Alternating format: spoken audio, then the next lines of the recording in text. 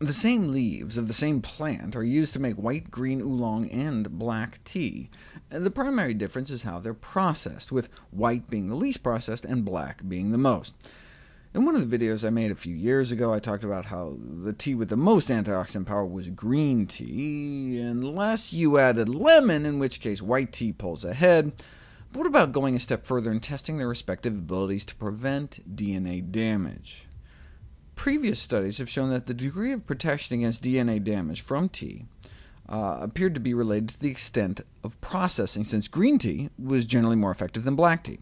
This suggests the possibility that higher antimutagenic or anti-carcinogenic activity might be expected from teas that have undergone the least amount of processing.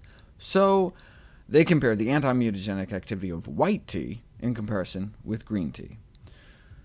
Bacteria, just like every other living creature, uses the same DNA that we do. So one common test to see if something is carcinogenic is to drip it on salmonella growing in a petri dish and see if it causes DNA mutations.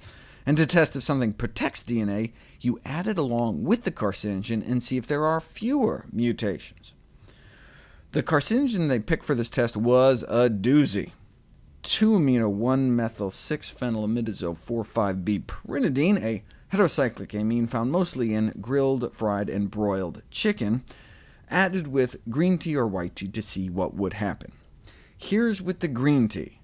By dripping on green tea, you could drop the number of DNA mutations caused by the carcinogen by more than a half. But here's the white.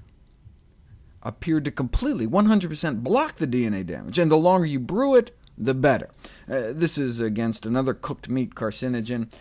You'll often see a recommendation to only brew white tea 1 or 2 minutes, but if you go out to 5, you can get significantly more DNA protection.